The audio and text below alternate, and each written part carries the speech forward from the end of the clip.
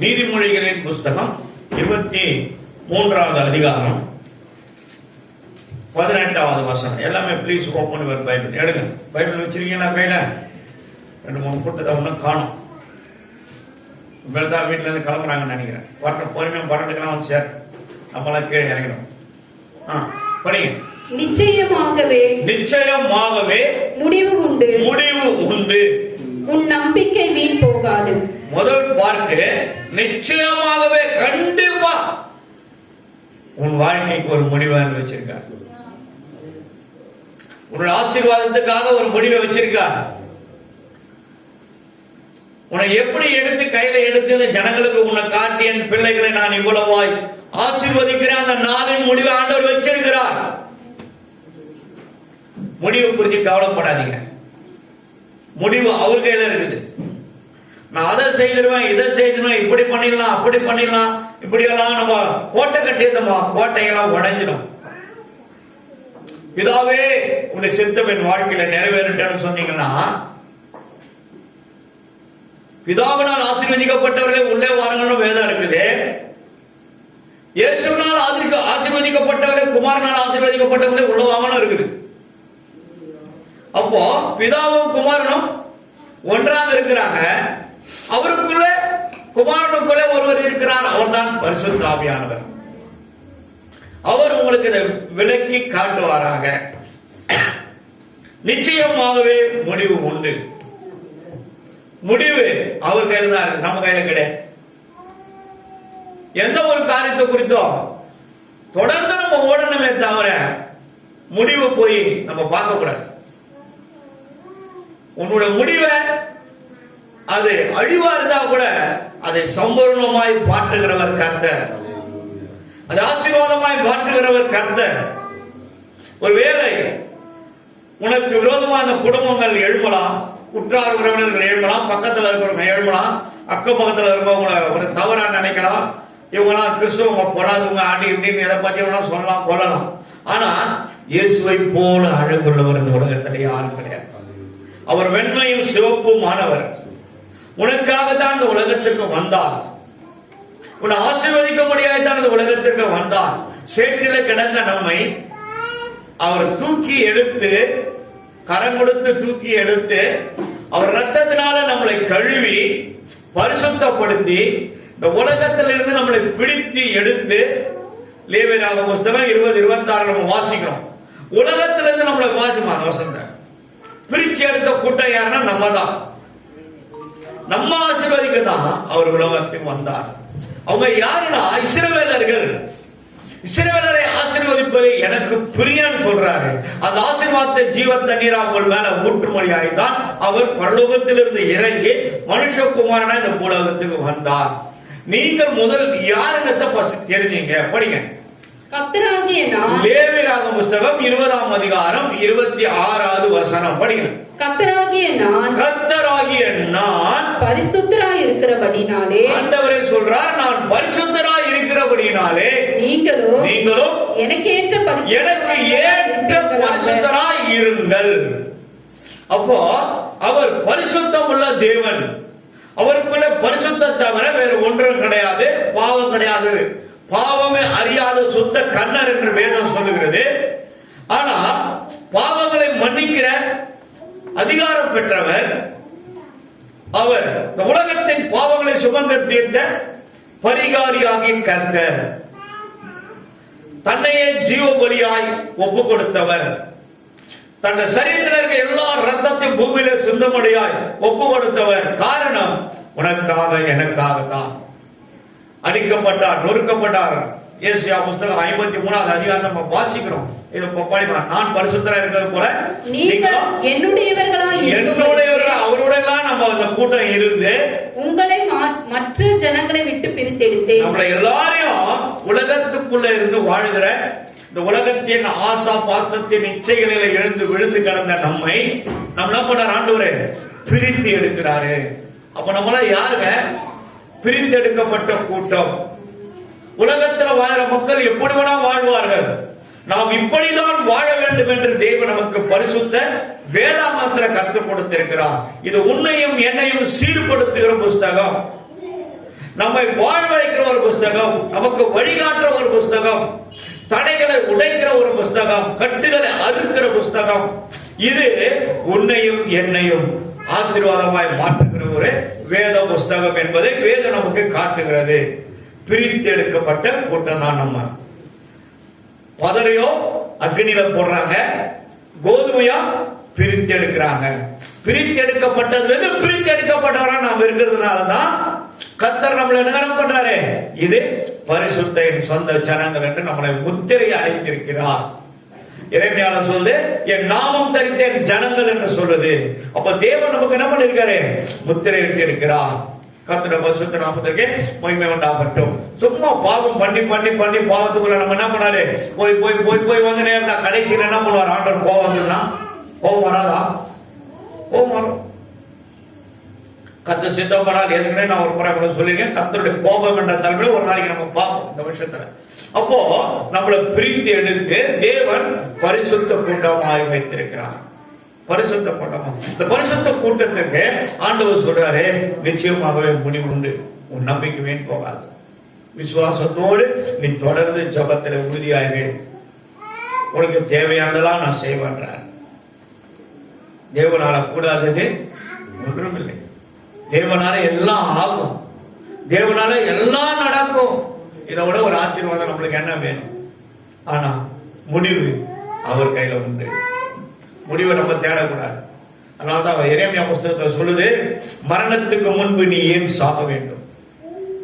அது ஒரு நல்ல முடிவு அல்ல.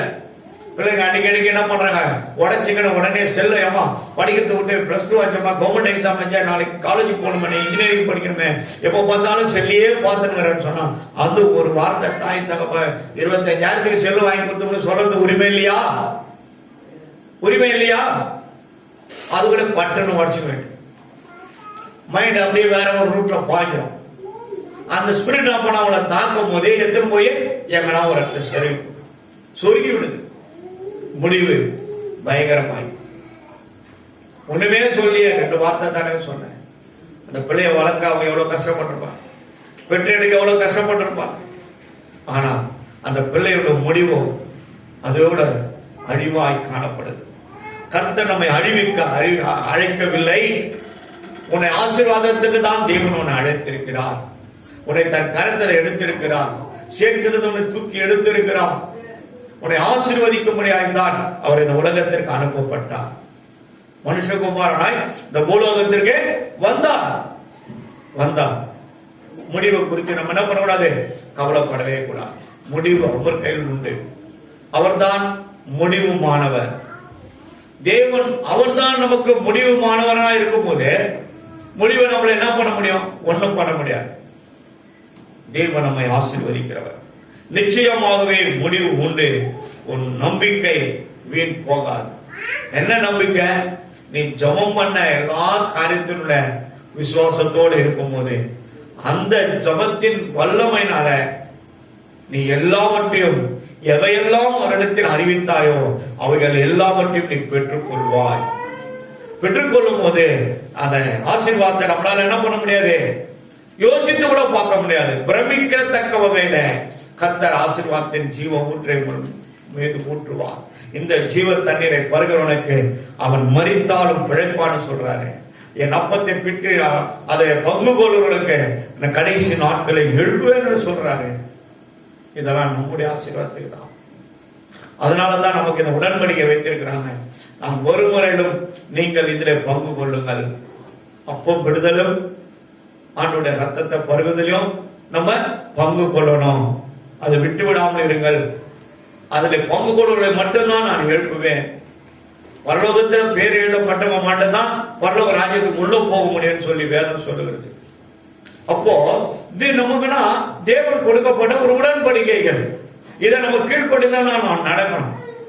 இதை போய் நம்ம சடங்காசாரம் சொல்லக்கூடாது.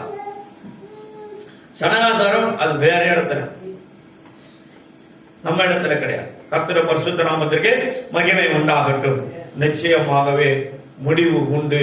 முடிவு எவ்வளவு ஜெபிக்கிறோம், வீடு கட்டணும், வீட்டுக்குள்ள போனோம், நம்மளுக்கு சொந்த வீடு வேணும், எவ்வளவு போராடுறோம். நாங்கள் அப்படிதான் பல முறை 1985 இங்க 50,000 ரூபாய் ஒரு கிரவுண்ட். 2000 வெறும் 1000 ரூபாய் தான் ஒரு சென்ட். அப்போ 85லயே நான் இங்க வந்து பார்த்துட்டு போயிட்டேன். இந்த ரோடு, ஸ்டேட் ரோடு, அந்த கடைங்க இருக்கிற ரோடு இப்படி இருக்கும். எவ்வளவு பேர் பணியாளர்கள் தான் தெரியும், பார்த்துக்கிறியமா? இப்படி இருக்கும். லாரி போவோம், அதுல லாரி போனா அது பக்கத்துல போனா பயங்கரம், மேல கௌதரம் போடுவது, இப்படிதான் போகும் லாரி. டிரைவர் இப்படி ஆயிடும். அதெல்லாம் பார்த்துட்டு அங்க பக்கத்துல ஒரு 5-6 பேர் உடம்புல துணி கூட இல்லாம கீழே விழுந்துக்கிட்டாங்க. ஏன்னா ஸ்பெஷலிஸ்ட் ஏரியா, ஓகேமா சரிங்களா? Specialist area. இந்த ஏரியாலாம் ஃபுல்லா அங்கங்க காட்சி விற்பாங்க. எல்லா ஜனங்களும் இங்க வந்துருவாங்க. மாதம் வந்து போறாங்களும் தெரிஞ்சுக்குவாங்க. ஓ, இவங்க ஸ்பெஷல் கடைக்கு போறாங்க. இதெல்லாம் பார்த்துட்டு ஐயோ என்னடா உடம்புல துணி கீழே துணியே இல்லாம வேசி ஒரு சைட்ல இருக்கும், அவங்க ஒரு சைட்ல பார்த்துட்டு இருப்பான். அதெல்லாம் பார்த்து ஐயோ எந்த மாதிரி பொல்லாத ஊருக்கு நம்ம வேணா பாட்டு போனேன். ஆனா அன்னைக்கே தேவனுக்கு ஒரு நோக்கம் வச்சுதான் பொழுது எனக்கு தெரியாது. ஆனா 2023 இந்த பக்கம் வந்தேன். மறுபடியும் இன்னும் வராரு, இன்னும் வந்து காட்டுறேன். அப்போ கவர்மெண்ட்ல நான் வேலை செய்யறதுனால பேங்க்ல வந்து லோன் கொடுத்து எனக்கு வந்து சிஎம்டி அப்ரூவல் தாங்க தருவேன், இல்லை தரமாட்டேன், கஷ்டங்க. அப்போ பார்த்தா இந்த ஒரு இடத்துல மட்டும்தான் சிஎம்டி அப்ரூவல் போட்டு அந்த நம்பருக்கு மாதிரி எல்லாம் பக்காவா போட்டிருந்தாங்க. அப்ரூவல் நம்பர், கவர்மெண்ட் நம்பர் எல்லாத்தையும் போட்டிருந்தாங்க. அது அப்படியே ஒரு போட்டோ எடுத்து ஒரு ஜெராக்ஸ் எடுத்து பேங்க்ல கொடுத்தோடனே, சார் இதுக்கு எல்லாம் உண்டு சார், இது ஏற்கனவே நிறைய பேருக்கு பேங்க் லோன் வாங்கி கட்டியிருக்காங்க, எந்த பேங்க்ல போனாலும் உங்களுக்கு கிடைக்கும், இது வந்து ஆன்லைன்லயே அவங்க ப்ராசஸ் பண்ணியிருக்காங்க சார். ஒரே நாள்ல என் பேப்பர் கூட எடுக்கல, போய் பார்த்து பேசிட்டு தான் வந்தேன். அந்த ஹவுஸ் ஓனருக்கு அவங்க அந்த ஆன்லைன்லயே நம்பரை பார்த்து அவருக்கு போன் பண்றாங்க. அவரு என்ன கூப்பிட்டார் வீட்டுக்கு. நீங்க இன்னும் லேண்டே ரிஜிஸ்டர் பண்ணல, எப்படி எனக்கு அந்த பேங்க்காரன் எனக்கு போன் பண்ணுவான்? ஏன்னா என்ன லெஃப்ட் ரைட் வாங்குற மாதிரி பேசுறேன். நான் சொன்னேன், சார் எனக்கு அதுக்கு சம்மந்தம் இல்லை, நான் பேங்க்ல போய் ப்ராசஸ் தான் பண்ணி கேட்டேன். அதனால வந்து அவங்க வந்து என்ன பண்ணி உங்களுக்கு வந்து அவங்களோட இன்ட்ரெஸ்ட் வேலை முடியணும், பேங்க் லோன் ஒரு ஆளுக்கு கிடைக்கணுன்றதுக்காக அவங்க அப்படி செய்திருக்காங்க. சாரி சார் சொன்னேன். நான் ரிஜிஸ்ட்ரேஷன் பண்ண பிறகு தான் அந்த பேங்க்ல டாக்குமெண்ட் கொடுத்து வாங்கணும்னு தானே. ஆனா பாருங்க, ரெஜிஸ்ட்ரேஷனும் முடிஞ்சது, அதுக்கு அந்த பீரியட்ல லேண்ட் வாங்குறதுக்கு ஒரு அமௌண்ட் கொடுத்தாங்க, கன்ஸ்ட்ரக்ஷனுக்கு ஒரு அமௌண்ட் கொடுத்தாங்க. ஆனா இப்ப அதெல்லாம் கிடையாது. அக்ரிமெண்ட் போடணும், 51,000 கொடுத்தேன் நான் அவர்கிட்ட. 15 நாள்ல அக்ரிமெண்ட் போடுங்க. 15 நாள்ல பண்ண முடியாது பாரு தம்பி, 3 மாசம் ஆகணும், அட்லீஸ்ட் 30 நாளாவது போடணும். இல்லையா, நீங்க போடுங்க, 15 நாள் போடுங்க. 15 நாள் கூட பண்ணா இந்த 51,000 தரமாட்டேன்னு சிரிச்சேன். என்னப்பா தம்பி சிரிக்கிற, சின்ன பையனாகிற இப்படி பேசுறேன். இல்ல போடுங்க ஐயா, பரவாயில்லையா, மேலங்களுக்கு சொல்லிட்டாருயா. என்ன மேலங்களுக்கு சொல்லிட்டாரு? ஆமாயா, 8வது நாள் ரெஜிஸ்ட்ரேஷன். ஒரே நாள் 1 லேக் தேவையான பணத்தை எல்லா லெவலும் எனக்கு கிடைச்சது. கரெக்டா நேரம் ரெஜிஸ்ட்ரேஷன் பண்றோம். அந்த ஐயா சொல்றாரு, அந்த 10 ரூபாய் ஒரு கூல்ட்ரிங்க்ஸ் பாட்டு, அதை மட்டும் நீங்க வாங்கி வாங்கினேன். என்ன பண்ணாரு, என் நலத்தை நான் உங்களுக்கு தரேன், ஃபர்ஸ்ட் நீ குடிச்சிட்டு பாதி எனக்கு கொடுவேன், தூக்கி குடிப்பானு. இல்லப்பா நீங்க பெரியவங்க, நீங்க குடிச்சு கொடுங்கப்பா, கொடுவா கூட பரவாயில்ல, நீங்களே குடிச்சிருப்பானு. வெறும் 10 ரூபாயில அந்த ரிலேஷன்ஷிப் முடிஞ்சது. கையெழுத்தாச்சு, அந்த கிளீனும் டாக்குமெண்ட் பேங்க்கு போச்சு, லேண்ட் ஓனருக்கு பைசா போச்சு. ஒரே ஒரு அக்ரிமெண்ட் தான் போட்டேன், ஒரு பைசா கூட கொடுக்கல. அந்த கன்ஸ்ட்ரக்ஷன் பண்றதுக்கு பிளான் வாங்குறதுக்கு 2 லட்சம் ரூபாய் சாமான எடுத்து இறங்கிட்டேன். காரணம், தேவன் நான் உனக்கு ஒரு வீடு கட்டுவேன்ட்டேன். எம்டி பாக்கெட்ல ஒரு பைசா கூட இல்லை. ஏற்கனவே ஒரு பாக்கெட் வர ஓட்டல். இதுல வந்து நான் என்ன போடுறது? ஆனா முடிவு அவர் கையில இருக்கு. ஜபம் பண்ணிட்டோம். கர்த்தர் அருமையா செய்தான். வீட்டை கட்டி, கீழ் வீட்டை கட்டி கொடுத்தான். வர வர அப்பப்போ அந்த பணத்தை அப்படியே பேங்க் கொடுத்துருவேன். அந்த கன்ஸ்ட்ரக்ஷன் பண்றவருக்கு ரெஜிஸ்ட்ரேஷன் பண்ண கொடுத்து முடிச்சாச்சு. எல்லாருக்குமே ஆச்சரியம், எல்லாருக்கும் ஆச்சரியம். சாம்சுங்கிற பாசெல்லாம் வரமாட்டாங்க உங்களுக்குலாம். ஜபத்தில் போனா நானு ஐயா கிட்ட ஒரு ரிலேஷன்ஷிப்ல கரெக்டா இருந்து ஒவ்வொரு பேப்பரையும் எப்ப கொடுத்து ஜோம் பண்ணேன். நான் என் பிள்ளைங்க 2 பேரே, நான் அண்ணா நகர் ஜெசி மூசஸ் எதிர்க்க இருந்தாரு. அங்கதான் எங்க பையங்க போச்சாங்க 2 பேரும். நம்ம போய் நிக்கிறோம். ஐயா கொஞ்சம் எல்லாரும் உள்ள வர சொல்றாருண்ணா. எல்லாரும் ஓடிட்டாங்க, நாங்க மட்டும் தான் வெளியே நிக்கிறோம். சின்ன குழந்தைங்களை வச்சுன்னா 2 நாங்க மட்டும் தான் நிக்கிறோம். ஐயா என்ன பண்ணாரு, அந்த மேல வச்சு எல்லாத்தையும் படிச்சு பார்க்கணும். நெகேமியா வாசன், இந்த தம்பி அடிக்கடி வர நான் வாங்க போடுது, இவனை மட்டும் ஃபர்ஸ்ட் கூடுங்க. 35 பேர் உட்காந்துக்கிறாங்க, என்ன மட்டும் ஃபர்ஸ்ட் கூப்பிட்டேன். நான் என் ஒய்ஃபு, சின்ன பிள்ளைங்க 2 பேர் போய்ட்டு ஐயா இதில் முட்டி போட்டுக்கினேன். அப்படியே நான் அழ வந்துச்சு. இவ்வளோ அற்புதம் பாருங்க. காரணம் என்னன்னா, முடிவு அவர்கிட்ட தான்.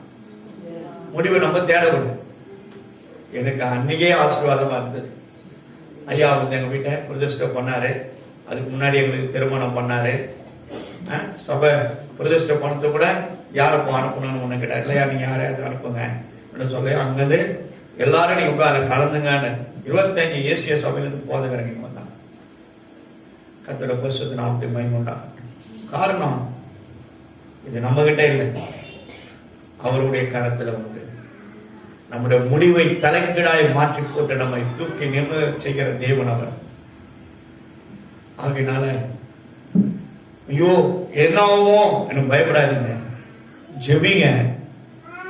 உங்களுடைய காரியத்தை தலைக்கீழாய் போட்டு சாபத்தையும் அக்கிரமத்தையும் அநியாயத்தையும் போராட்டத்தையும் யுத்தத்தையும் தலைக்கீழாய் மாற்றி போட்டு ஜெயமாய் மாற்றி தருவார் ஒருவர் உண்டு.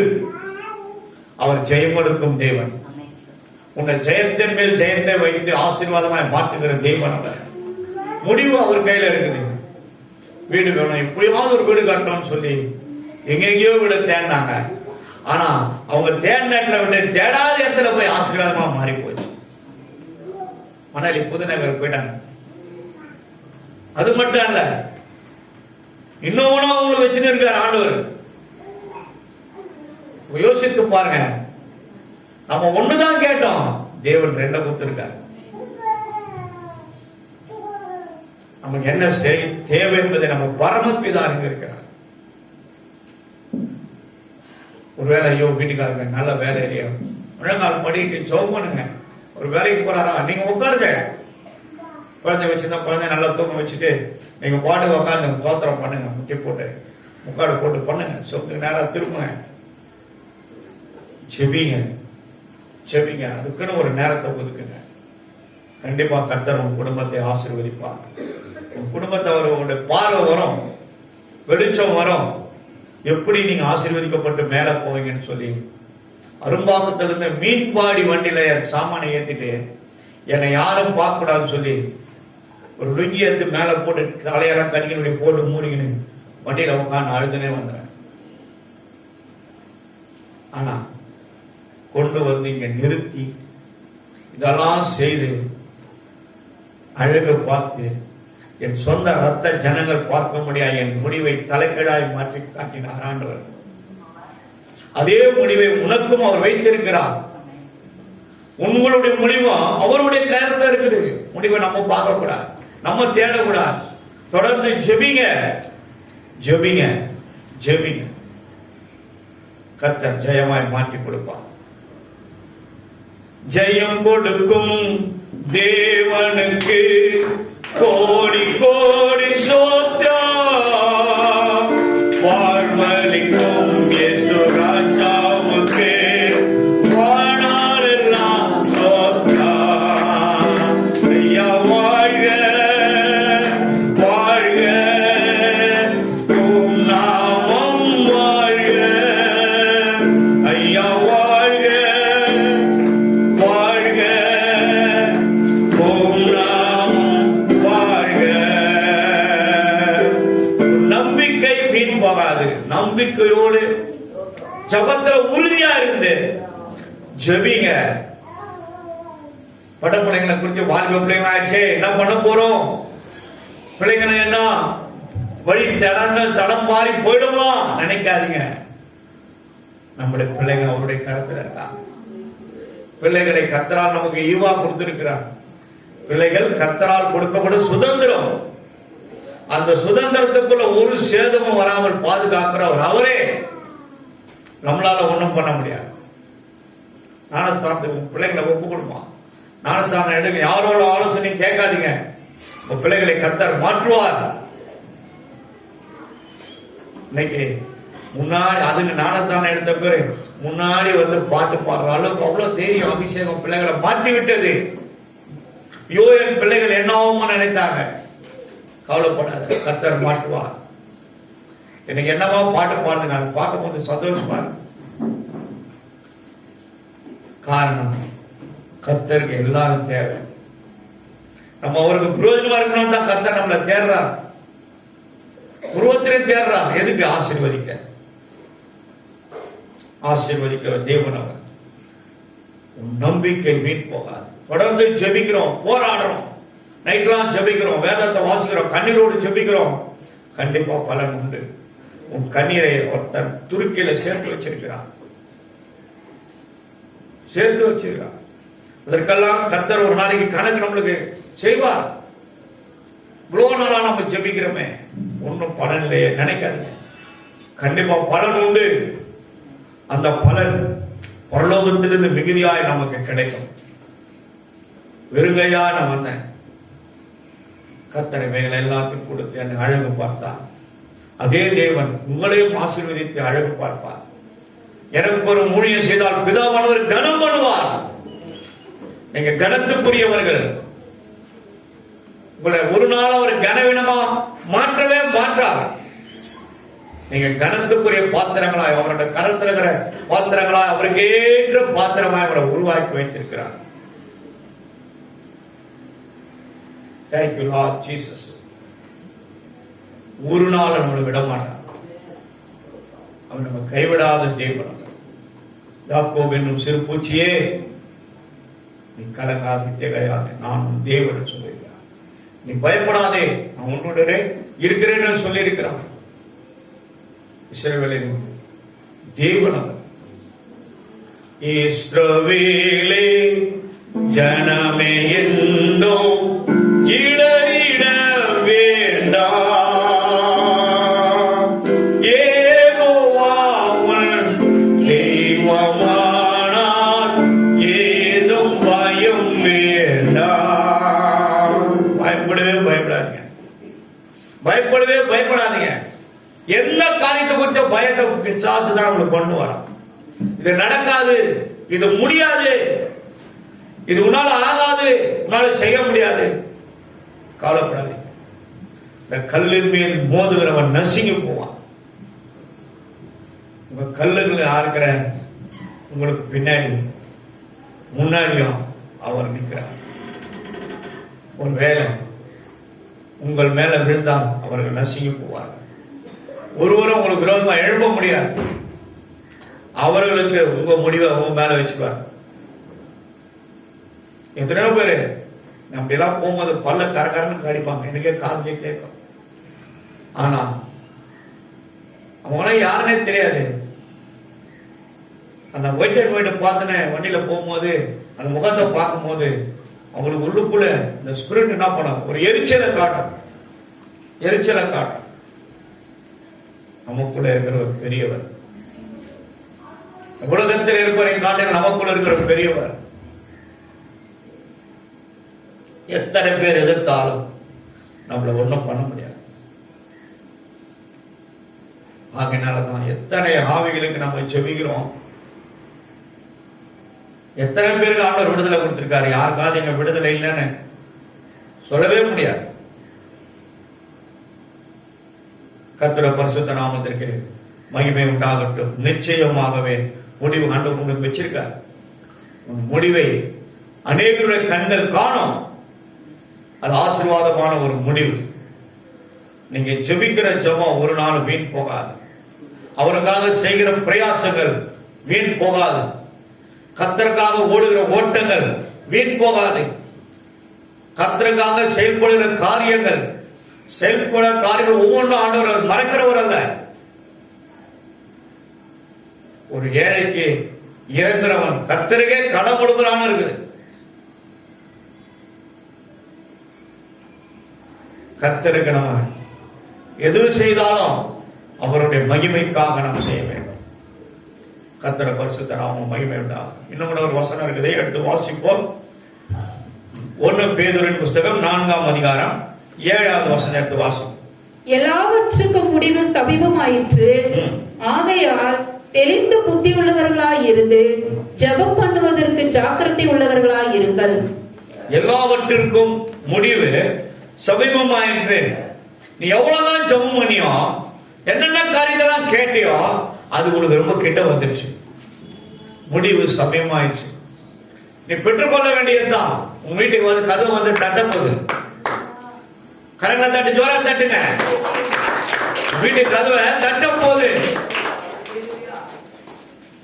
வறுமை, தந்திரம், சாபங்கள், அக்கிரம், அநியாயங்கள், விரோதங்கள், மூர்க்கங்கள், பண கஷ்டங்கள் எல்லாம் மூட்டை கட்டி ஆண்டவர் என்ன பண்ண போறாரு? கடல்ல போட்டா கூட விதைக்கிறப்ப ஒரு இடத்துல திறந்து விட்டுரும். நெருப்பத்துக்கு போட போறாரு. நெருப்பத்துக்கு போட்டா என்ன ஆடும்? எல்லாம் எரிஞ்சு ஃபயர் ஆயிடும். மறுபடியும் அவர் உயிர் பெற்று வருவாரா? வரமாட்டார். அதனால்தான் இயேசு நாமத்துல போ சாத்தானு சொல்லாதீங்க. இயேசு நாமத்துல உன்னை எரிக்கிறேனுங்க. எப்படி பண்ண சொல்வா? எரிக்கிறேன். இயேசு நாமத்துல உன்னை எரிச்சு போடுகிறேன். எரிக்கணும். Thank you Lord Jesus. பாருங்க, எல்லாவற்றுக்கும் முடிவு சமீபமாய் ஆயிற்று. சமீபமா இருக்குது. வீடு கட்டமா? கவலைப்படாதீங்க. வேற ஏதாவது ஒரு ஆசீர்வாதமான காரியங்களுக்காக ஜெபிக்கிறீங்களா? கவலைப்படாதீங்க. பிள்ளைகளுக்காக ஜெபிக்கிறீங்களா? கவலைப்படாதீங்க. பணத்துக்காக ஜெபிக்கிறீங்களா? கவலைப்படாதீங்க. என் பையனை கல்யாணம், அவன் 2 பேரும் ஆளுங்க 2 லட்சம் லோன் போட்டாங்க. லோனுனா சீட்டுக்காரர் கட்டுறாங்க. 2 பேரும் 2 வந்துடுச்சு. அப்புறம் என்கிட்ட வந்தான். நானே வெறுப்பாயிட்டாங்கிறனால நான் எங்கடா தரது என்ன ஜபம் பண்ணேன். உண்மையாவே சொல்றேன். அந்த அம்மா எடுத்து வந்து 500 ரூபாய் கட்ட கொடுத்துட்டு போனாங்க. ஐயா நீ எப்போ கொடுக்குமோ அப்படி? இல்லம்மா வயது விட்டு கொடுத்தாரு. வாங்கினோடனே அது உடனே கொடுத்தாதான் நமக்கு மரியாதை. அப்புறம் மாட்டிட்டுங்கிறதுக்கு ஒரு மரியாதை. உடனடியாக கொடுத்துருமா. கத்திர பஸ்தாம் சோத்திரம். பெரியவன் வந்து அவனுக்கு நிறைய செலவு பண்ணிட்டான். அதனால கொஞ்சம் குடுறான் என்ன, அவனை ஒரு 1 லட்ச ரூபா கொடுத்தான். 2 லட்ச ரூபா அவனுக்கு கொடுத்துட்டான். ரொம்ப ஸ்பீட் ஆயிட்டாரு. 50 கிலோமீட்டர் இருந்து எப்படி ஆயிட்டாரு? 75 கிலோமீட்டர் ஸ்பீட் ஆயிட்டாரு.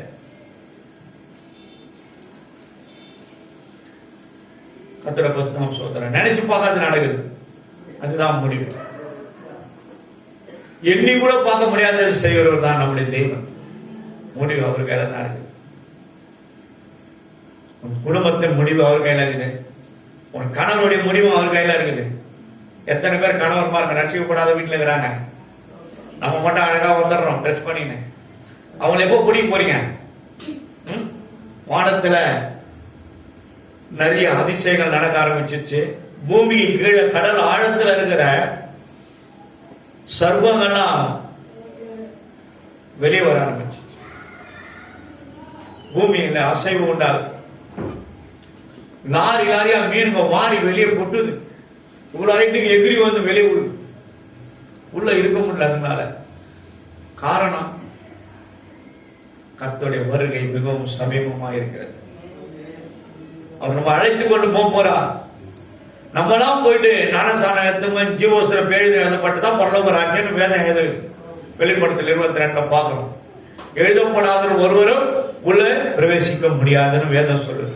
வெளிப்படுத்தல் 22 ஆனா அவங்கள விட்டுட்டு போயிடுமா என்ன ஆகும்? சொல்லுங்க சொல்லுங்க. எத்தனை பேரு ஆலயத்துக்கு வராம ரட்சிக்கப்படாம வீட்டுல இருக்கிறாங்க? கை தூக்குங்க பார்க்கலாம். பரவாயில்ல தூக்குங்க, வெக்கப்படாதீங்க. தேவன் பார்க்கட்டும். கேட்போம். எவ்வளவு பேர் இருக்காங்க? எவ்வளவு பேர் இருக்காங்க? எங்க அம்மா 35 வருஷமா ஒருத்தனுக்காக ஜெபம் பண்ணாங்க. மூத்த பிள்ளை ரட்சிக்கப்படான். கோயில்ல சாமியார வந்து எங்களுக்கு எல்லாரும் உட்காந்து வெறுப்பே இருக்கிறான். ஆண்டவர் பார்த்தாரு. 1000 பேருக்கு மேல அவருக்கு சொல்லியாச்சு. கீழ்படுற மாதிரி இல்லை. அது மேல கல்லு மண்ணு மேல அவ்வளவு உயிராயிக்கும். பிளைட்ல போவார். இங்க இருந்து பாம்பேக்கு சாய்பாபா கோயில போய் அண்ணனை மறைச்சு பார்த்து வந்து ஃபிளைட்லயே போய் ஃபிளைட்லயே வருவார். நீங்க என்ன ஃபிளைட் ஒரு வியாதி வந்து அட்டாக் பண்ணி வாயில இந்த பக்கம் ஆன்ஸ் அடக்கி அடக்கி அடக்கி அடக்கி கேன்சர் வந்துச்சு. அந்த அளவுக்கு அப்படியே அது பல்லுல இருந்து கீழே வரைக்கும் எடுத்துட்டாங்க. கட்சி வச்சு தான் மூடினுங்கிறாரு, வெளியே தலை காட்ட முடியல. ஆனா ரட்சிப்பு வந்துச்சு. ஒரு கண்ணு போனாலும் ஒரு கண்ணை பிடிங்க, நீ வந்து என்ன பண்ண இடர் உண்டாங்கன்னா தூக்கி போடுன்றார் ஆண்டவர். ஒரு கல்லு ஒரு கை ஒண்ணுக்கு இடர் உண்டாங்கன்னா இந்த கையை வெட்டி போட்டுன்றாரு. அப்ப இந்த பக்கம் கீழ்ச்சிட்டு போனா கூட நீ பரல வந்து வருவ, ஆண்டவர் பேர் எழுதிட்டாரு, ரட்சிக்கப்பட்ட ஞானஸ்தானத்துல எல்லாம் முடிஞ்சிச்சு. அப்ப காரணம் என்னன்னா அவருக்கே நடந்தது, உங்க வீட்டுக்காரங்களுக்கும் நடந்தது. கரங்களை தட்டி ஜோரா தட்டுங்க. நடந்தோம். மனம் மாறி கண்டிப்பா வருவாரு. மனம் திரும்பி கண்டிப்பா வீட்டை வந்து தட்டுவாரு. மன்னிப்பு கேட்பாரு உங்ககிட்ட, நீங்க மன்னிச்சுதான் ஆகணும்.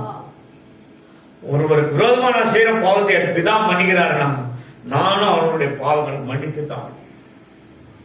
சுத்தமா இருப்போமா, ஒழுங்கா இருப்போமா, நீ சொல்லத்தெல்லாம் செய்வோமா சொல்லி மனம் திரும்பி வருவாங்க. அழுவாங்க, உங்களை பார்த்து அழுவாங்க. ஐயோ என் குடும்பத்தை நானே இப்படி நாசம் பண்ணிட்டு போயிட்டேன். என் மனைவி சொன்னாலே நான் கேட்கலையே. எத்தனை முறை சொல்லியா நம்ம நானத்தான் கொடுக்காத என்னமே. அவருக்கும் ஒரு நாள் வச்சிருக்காரு ஆண்டவர். அந்த முடிவு உன் குடும்பத்திற்கே பெருத்த ஆசீர்வாதமா இருக்கும். கர்த்தருடைய பரிசுத்த நாமத்திற்கு மகிமை உண்டாகட்டும். முடிவு அவருக்கு தெரியாது, ஆனா முடிவு நமக்கு தெரியும். வேதத்தை வாசிகளுக்கு தெரியும். அதே மாதிரிதான் நம்ம கண்ணமிருதர் எங்க போனாரு, உங்களுக்கு எல்லாருக்கும் தெரியும். அவரு சென்ட்ரல் பகுதியில் வாழ்ந்ததுனால துணியெல்லாம் தூக்கி அச்சு கட்டிட்டு இருப்பார். அந்த ஏரியா மக்கள் எல்லாம் ஒரு ஃப்ரெண்டு, கடைகள்லாம் ஃப்ரெண்டு, சும்மா சில்லர் கடைகள்லாம் ஃப்ரெண்டு. அவர் பேரை சொன்னாலே போதும், நம்மளுக்கு டிஸ்கவுண்ட் உண்டு. ஆனா ஏதோ ஒரு நோக்கத்துக்கு கர்த்தரை கேட்டு வந்தாரு. கர்த்தரை அவர் சந்தித்தாரு. ஏன்னா தொடர்ந்து அவருக்காக ஜெபம் பண்ணணும், எழுதி வச்சு ஜெபம் பண்ணணும். அந்த புள்ள நினைச்சது எல்லாமே சக்சஸ் ஆகி வெளியே போச்சு. எதுக்காக வந்தாங்களோ தமிழ்ச்சிட்டு தான் சொன்னேன். அப்போ அவங்க வந்த நோக்கத்தை முடிச்சிட்டாங்க, வெளியே போயிட்டாங்கப்பா. ஆனா அது உண்மை. உண்மை எங்க போனாங்க? ஒரு வாடகை வீட்டுக்கு போய் அப்புறம் சுதந்திரவாளிய சொந்த வீட்டுக்கு போயிட்டாங்க. எங்க இருந்து எங்க எத்தனை சேர்த்தா இருப்பாங்க. அதுதான் முடிவு. கரண்ட் தாண்டி தூரம் தாண்டிங்க, அதுதான் முடிவு. அது மட்டும் இல்ல, இன்னும் வச்சிருக்காரு ஆண்டவர், இன்னும் வச்சிருக்காரு. அதே மாதிரி எக்ஸாமுக்காக ஜோமனும் நிறைய மார்க் ஸ்கோர் போனா போல எப்படி போறது வருது, எக்ஸாம்லாம் முடிச்சுட்டோன்னு நீ எப்படி வேணா வாப்பா பரவாயில்ல, ஆனா நீ செலக்ட் ஆயிட்ட, நீ தான் ஃபர்ஸ்ட். அவருக்கு கூப்பிட்டு அந்த வேலையை கொடுத்துருக்காங்க. அந்த கம்பெனி எங்க இருக்கு தெரியுமா? அமெரிக்கா தேசத்துல இருக்கு. நீ எப்போ வேணா வந்து ஜாயின் பண்ணிக்கலாம், ஆல்ரெடி செலக்டட் பண்ணி. காரணம் என்னன்னா முடிவு அவர் கையில இருக்குது. நம்ம பிள்ளைங்க எப்படி இருக்கணும்னு அவர் கையில இருக்குது. அவர் எழுதுந்து மாற்ற முடியாது. அதுக்கு தான் சொல்றேன், நல்லா இருக்கும் போதே கர்த்தரை தேடுங்க. கர்த்தரை நம்புகிறவன் செழிப்பான். நம்பும் போதே செழிப்பு உண்டாதுன்னா, ஏற்றுக்கொள்ளும் போதே செழிப்பு உண்டாகும் ஆகாதான்? நிறைய உண்டாகும், நிறைய உண்டாகும். கொஞ்சத்தில் உண்மை உள்ளவனா இருந்தால் அநேகத்தில் கர்த்தர் நம்மை ஆசீர்வாதமாய் அதிகாரியை வைப்பார். கொஞ்சத்துக்கு மேல நம்ம இருக்க முடியாது, அவருக்கே தெரியும். கடுகளவு விசுவாசம் இருந்தா மலையை பார்த்து இயேசு நாமத்தை போடாது. விசுவாசம், அந்த விசுவாசத்தை நம்ம பெருகிக்கணும்.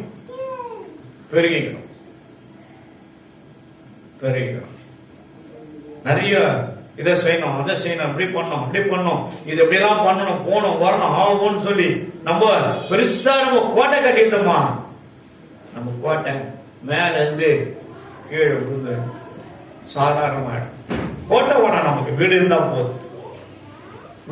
போதும். ரொம்ப கடன் வாங்கி நம்ம என்ன பண்ணுறது, நிம்மதியை நம்ம கெட்டுவ கூடாது. ஜெபிங்க, ஜெபம் பண்ணுங்க, கர்த்தர் செய்வார். என்னைக்கு ஆசீர்வாதத்தை கொடுக்காரு. நான் வச்சிருக்கிறது செல்லு பட்டுன்னு செல்லு டவுன்லோடு தான் இருக்கும். அதெல்லாம் எங்கெல்லாம் எடுத்துன்னு வரவே மாட்டேன். கீழதான் காலையில் வரும்போது நடக்கும் போது வச்சிருப்பேன். மற்ற நேரத்தை அவர் மேலே வரமாட்டேன். 8:30 மணி தான் அதை பார்ப்பேன். இங்க இருக்கிறவரை ஒருத்தர் சொன்னார், ஐயா உங்களுக்கு நாங்கள் ஃபோன் பண்ணியிருந்தோம், ஞாயிற்றுக்கிழமை செல்ல நான் பார்க்க மாட்டேன்னா மன்னிச்சுங்க, சாரிண்ணா. இல்லப்பா இவ்வளோ அர்ஜென்ட் ஒரு மேட்ரு கூப்பிட்டு கையெழுத்து போடணும், அதுக்காக தான் நீ கம்பெனியில் இருக்கா. சாரிண்ணா. அப்புறம் நான் வீட்டில் போய் நானே போட்டு வந்தேன். காரணம் நான் கத்தருக்கு சித்தலாக செக்க சேர்க்க விட்டேன். சில பேர் எந்த வந்து மேலே பயம் மேலே வச்சுட்டு செல்லம் பார்த்துக்கினே பிரசங்கம் பண்ணுவோம். அந்த வேலைலாம் நம்ம கிடையாது. கத்தர் உண்மையா இருக்குன்னா நெல்லு கணக்கு போயிடு. நான் சரியா இருந்தா நீங்க எனக்கு சரியா இருப்பீங்க. 2 பேரும் சேர்ந்து நம்ம அவருக்கு சரியா இருக்கும். அதுக்காக தான் கத்தர் என்ன பண்ண நம்ம அழைத்திருக்கிறார். கத்தர் பரிசுத்த நாமத்திற்கு மகிமை உண்டாகட்டும். எல்லாவற்றுக்கும் முடிவு சமீபமாயிருக்கு. முடிவு உண்டுன்றதாங்க இங்க முடிவு சமீபமாயிடுச்சு. ஆசீர்வதிக்க கத்தர் என்ன பண்ணாரு? எல்லாத்தையும் ஆயுதப்படுத்திட்டாரு. உன் குடும்பத்தில் இருக்கிறவங்க உடைய கணவர்மான ரட்சிக்க அவர் ஆயத்தப்படுத்தி வச்சிருக்கிறார். நீங்க தொடர்ந்து செபிங்க. அவருக்காக ஒவ்வொரு கண்ணீரும் அவரை போய் தொடும். அவருக்கு ஒரு நேரத்தை ஒதுக்குங்க. இன்னைக்கு கூட அந்த ஸ்டெல்லா இப்பெல்லாம் வந்தது. அதுக்கப்புறம் காணும் ஆராதனை மனுஷன் எங்க போயிடுச்சு. வீட்டுக்காரன் பல முறை விசாசின் கிரியை கத்தருக்கு கொண்டு வந்து விடுதலை ஆக்கிட்டே இருந்தார். நான் சொன்ன அந்த வீட்டை ஏரியா விட்டு வெளியே வந்துருங்கம்மா. இவரை தொடர்ந்து அவரு போராடின்னு அவரை ஏதோ ஒரு பிரச்சனைக்காக அது போராடி விடாது. அப்புறம் நீ அவரை எழுதுற போறமா ஜாக்கிரதமான சொன்னேன். கடைசியில அந்த மனுஷன் எல்லாரும் விட்டு போயிட்டார். ரட்சிக்க முடியுமா? ரட்சிக்கப்படாதே போயிட்டார். வீட்டுக்காரர் விடாதீங்க. குடும்பத்துக்கு அவசியம். ஆணும் பெண்ணும் தான் சேர்ந்தா ஒரு குடும்பம். கர்த்தர் ஒரு முடிவை அருமையாக வைத்திருக்கிறார். அந்த அருமையான முடிவுக்கு நீங்க பாத்திரரா மாறணும்னா உங்களுக்கு வளைஞ்சு கொடுங்க. வீட்டுக்காரர் கர்த்தர் உங்களை ஆசீர்வதிப்பார். ஆகையால் தெளிந்த புத்தியுள்ளவர்களாய் இருந்து, பேதுரு புஸ்தகத்தை சொல்லுது 4:7 1 பேதுரு 4:7 உள்ளவர்களாய் இருந்து ஜபம் பண்ணுவதற்கு ஜாக்கிரதை உள்ளவர்களா இருங்க. ஜபம் ஒரு நாளைக்கு எத்தனை முறை ஜபம் பண்றோம்? நாங்களும் வெளியே போனாலே ஜபம் பண்ணுவோம். திரும்பி வந்தாலும் ஆண்டவரே ஜாக்கிரதையா கொண்டு போது சேர்த்துக்கல தோற்றம்பா நன்றி பாருங்க. ஒரு துணி கடைக்கு போனா கூட ஜபம் பண்ணணும். ஆண்டவரே இந்த பொருள் நல்ல பொருள் கிடைக்கிற எங்களுக்கு கடைக்காரனை எங்களை ஏமாத்த கூடாது, நாங்களும் ஏமாறக்கூடாது, தேவையான ஞானத்தை தாமப்பா. அதுக்கு கூட ஜபம். அப்ப ஜபம் நம்முடைய உயிர். ஜபம் இல்லாம எதையும் செய்யக்கூடாது. கிறிஸ்து உனக்குள்ள இருக்காருன்னா அந்த ஜபம் ஆவி உனக்கு ரொம்ப முக்கியம். எல்லாத்துக்கும் ஜெபிக்கணும். குழந்தைங்களா தலைமையில கை வச்சு ஜெபம் பண்ணுங்க. ஜெபிங்க. ரத்தத்தை முடிங்க. பாதுகாத்துக்கொள்ளுங்க குழந்தைங்கள. எந்த கேடும் வரக்கூடாது. திடீர்னு நைட்ல குழந்தைங்களுக்கு அடைப்பு வரும், பிரச்சனை வரும், ஹாஸ்பிட்டல் தூக்கின்னு ஓடும். இதை விட கொஞ்சம் பெரிய பையனா என் பையன் இருக்கும் போது ஒரு ஸ்பிரிட் வந்து அப்படியே அவனை அமுக்கு தூக்கி அவன் தோல் மேல போட்டு ஏசு ரத்தம் செய்யன்ற அப்படியே அந்த செவுத்துல தூக்கி அடிக்கிறதுக்கு அவ்வளவு போர்ஸ்ல கிட்டக்க போயிட்டான். போல கிட்ட என் கையில இருந்து உருவிட்டு போகுது. தூக்கி அடிக்கிற பார்க்க தலையாடிங்க அப்படிங்கிற காலை பூச்சி ஏசு ரத்தம் இழுத்து ஓத்திரப்படாம ஆண்டோட ஆசீர்வாதத்தை பெற்றுக்கொள்ள முடியாது. துன்பத்தை எதிர்த்து போராடாத ஜபத்தினாலதான் அந்த துன்பத்தை எதிர்த்து ஆவிகளை எதிர்த்து நம்ம போராட முடியும். ஜபம் எல்லாருக்கும் வேணும். சோத்திர பலியிட மகிமைப்படுத்தலாம்னு சொல்லுது. சோத்திர பலி எடுங்க. மேல இருந்து சும்மா மிலிட்டரி வேகத்துல சோத்திர பலிகள் ஏறெடுப்பாங்க. கணவனும் மனைவி ஏறெடுப்பாங்க. சந்தோஷம் போடுவாங்க. ஆனா அந்த பிள்ளைகளை கர்த்தர் எங்கேயோ உயர்த்தி நிற்க வைத்திருக்கிறார். எங்கேயோ உயர்த்தி கர்த்தர் நிற்க வைத்திருக்கிறார். என் கேடகம் நீரே, என் கண்மலை நீரே, தலை நிமிர செய்பவர் நீரே, தலை நிமிர செய்பவர் நீரே. தலை நிமிர செய்கிறவர் நம்முடைய தேவன். ஒரு நாளும் உன கை கழுவி விடவே மாட்டார். ஐயோ நம்மளால முடியல, ஆண்டவர் நாம நஞ்ச விட்டாரு. ஒரு நெருக்கமான சூழ்நிலை இருக்கலாம், ஆனா உனக்குன்னு ஒரு தனி வழியை வச்சிருக்கிறார்.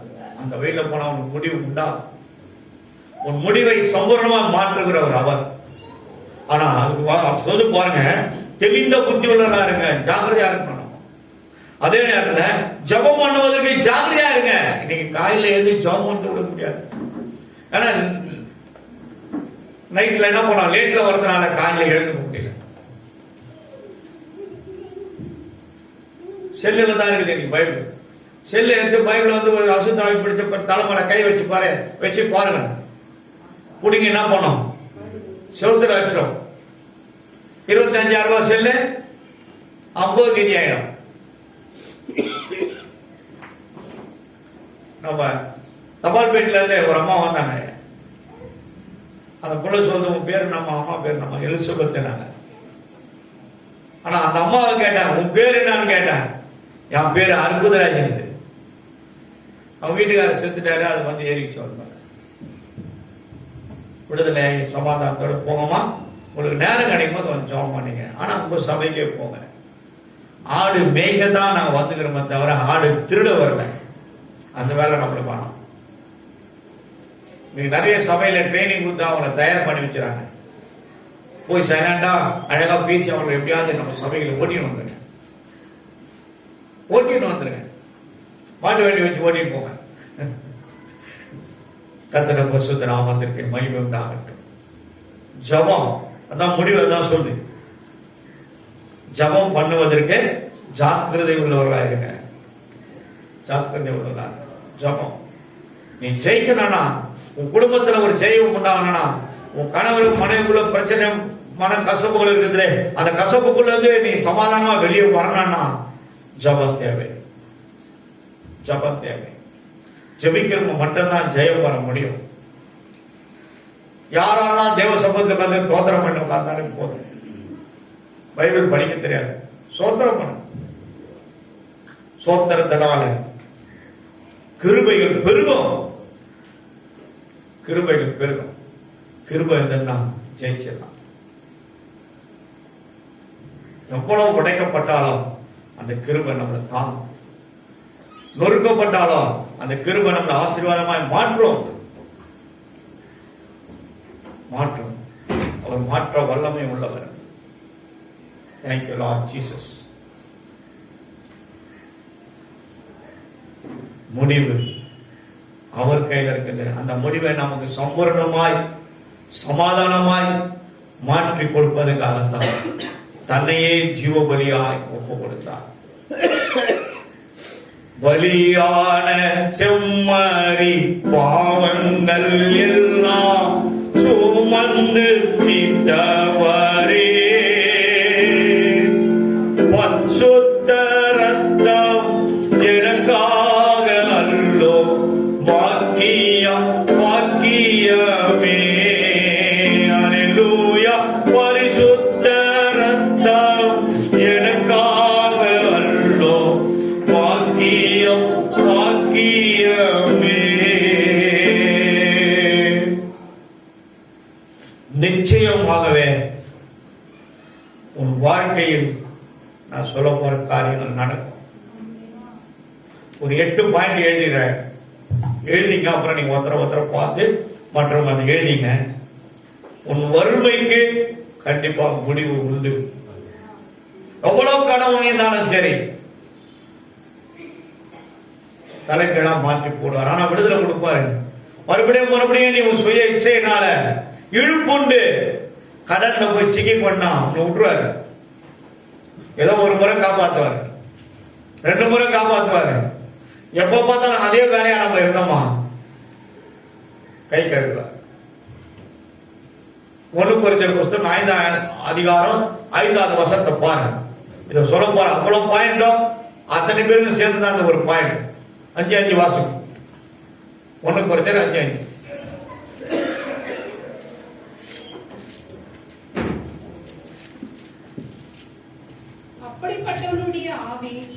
இதுல சொல்ல போனதுல அப்படிப்பட்ட ஆவி படைத்த மனிதர்களை அப்படிப்பட்டவருடைய ஆவி கர்த்தராகிய இயேசு கிறிஸ்துவின் நாளிலே ரட்சிக்கப்படும்படி மாம்சத்தின்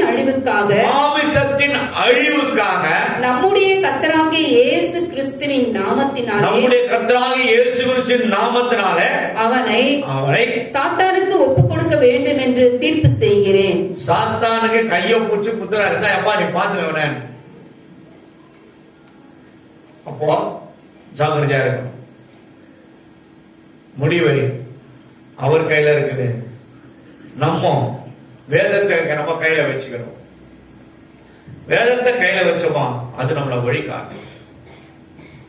சங்கீதம் 119 165 பாத்தீங்கன்னா வேதத்தை நேசிக்கிறவர்களுக்கு மிகுந்த சமாதானம் உண்டு. நேசிக்கிறவர்களுக்கு, அப்ப ஏற்றுக்கொள்வர்களுக்கு, அதன்படி வாழ்கிறவர்களுக்கு சமாதானம் உண்டு, மிகுந்த சமாதானம் உண்டு.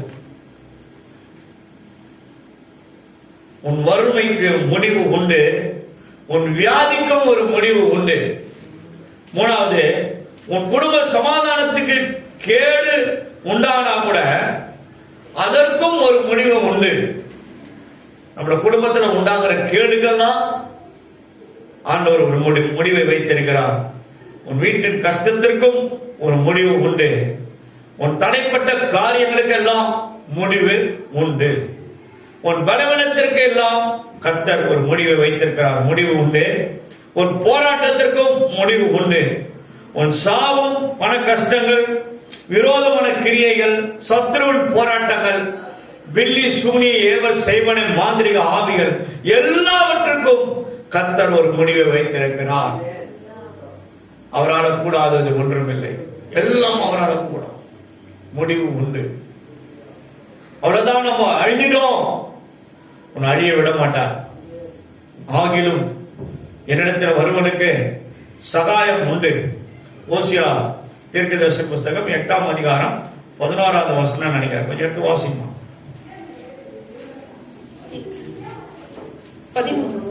எப்ராயிம் பாவம் செய்வதற்கு ஏதுவாய் பலிபீடம்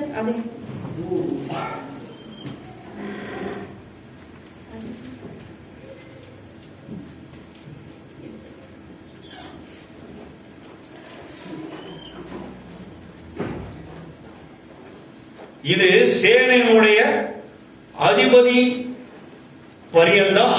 பரியந்தம் உன்னை உயர்த்தி, உன்னை உயர்த்த முடியாதான் அந்த முடிவை அவர் வச்சுக்கிறார். உன்னை உயர்த்தி ஆசீர்வதிக்கிற ஒரு முடிவு அவர் கையில உண்டு. அதனால நீங்க அதை குறித்து கவலைப்படாதீங்க. கர்த்தர் உங்களை ஆசீர்வதிப்பார்.